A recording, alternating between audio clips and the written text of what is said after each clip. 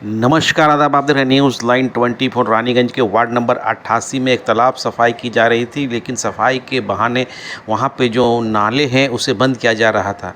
जैसे ही इसकी खबर एएमसी को मिली, एएमसी के चेयरमैन मौके वारदात पर पहुंचकर उस नाला को क्लियर किया और उन्होंने कहा कि तफ्तीश जारी है। आई तफसील रिपोर्ट अपने नुमाइंदा टोनी के साथ आपको रानीगंज लेके चलता हूँ।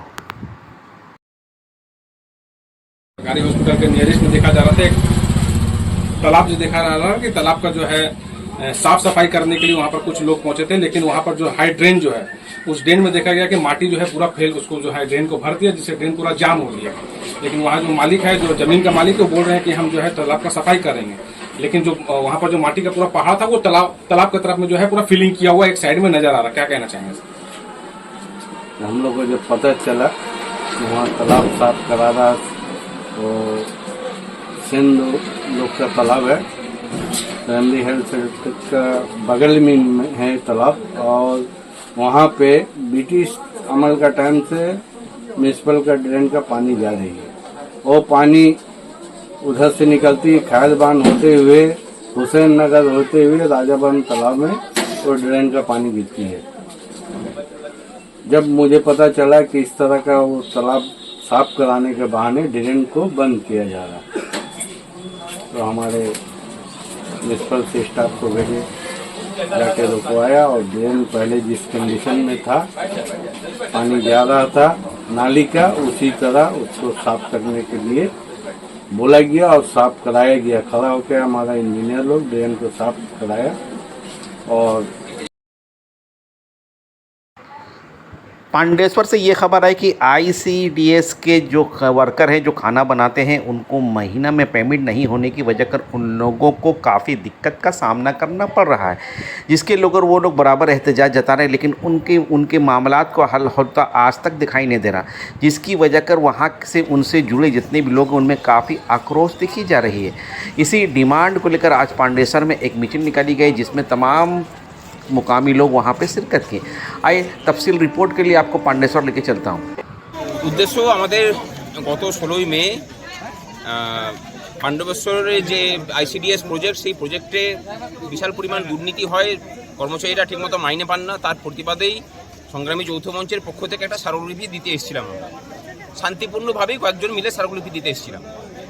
আমরা নামার মাত্রই সেখানে পুলিশ জানায় যে আমাদের উপর আক্রমণ হতে পারে, এবং তার কিছুক্ষণের মধ্যেই পুলিশের সামনেই পুলিশকে নিষ্ক্রিয়তার সুযোগ নিয়ে শাসক দলের দুষ্কৃতীরা আমাদের উপর আক্রমণ করে, বেধড়ক মারধর করে। 16 জন আহত হয়, দুজনকে সিরিয়াস অবস্থাতে মিশন হসপিটালে ভর্তি করতে হয়েছিল, সাব ডিভিশন হসপিটালে, সেখান থেকে মিশন হসপিটালে। আমরা এখানে প্রতিবাদ সভা এবং মিছিল করতে চেয়ে পুলিশের কাছে অনুমতি চাইলে সেটাকে ক্যান্সেল করে। তারপর আমরা হাইকোর্টে যাই, হাইকোর্ট অনুমতি দিয়েছে। আজকে এখান থেকে মিছিল হবে ফুলবাগান দুর্গা মন্দির পর্যন্ত, এবং ওখানে গিয়ে আমরা সভা করব। এই প্রতিবাদ মিছিলে কি বার্তা দিতে চাইছেন আপনারা? বার্তা একটাই, যে পশ্চিমবঙ্গটা এখনো পর্যন্ত দুষ্কৃতীদের মুক্তাঞ্চল হয়ে যায়নি, আর এখানকার দুষ্কৃতীরা এমএলএর নেতৃত্বে যেভাবে প্রাকৃতিক সম্পদের লুটপাট চালাচ্ছে সেটাও অচিরেই বন্ধ হবে। আপনার নাম? আমার নাম ভাস্কর ঘোষ, সংগ্রামী যৌথ মঞ্চের রাজ্য আহ্বায়ক। বিজেপি আছে, সিপিএম আছে, কংগ্রেস আছে, এসইউসি আছে, নকশাল আছে, আবার এমন মানুষও আছেন যারা কোনো দলকেই সমর্থন করেন না। লড়াইটা কি জন্য? রাজ্য সরকারের দুর্নীতির বিরুদ্ধে।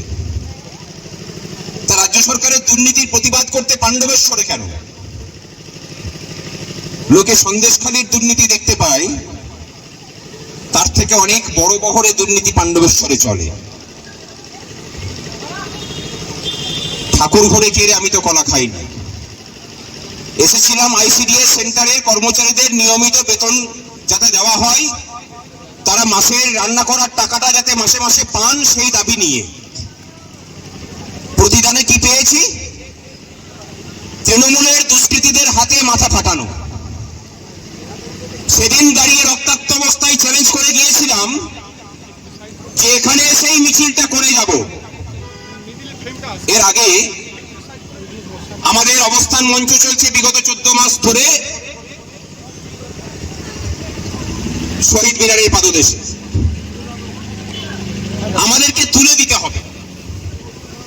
হঠাৎ করে 29শে মার্চ 2023 সাল ওখানে সেখানে সভা করতে চলে এলেন অভিষেক বন্দ্যোপাধ্যায়।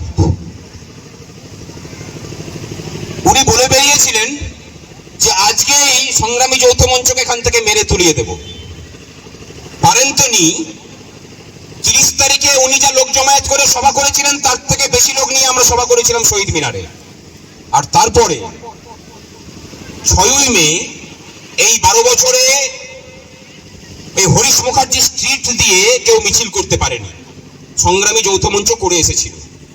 এবং ওনার বাড়ির সামনে ওনাকে শুনিয়ে দিয়ে এসেছিলাম যে তুমি চোর, মানুষের অর্থ চুরি করে খাও।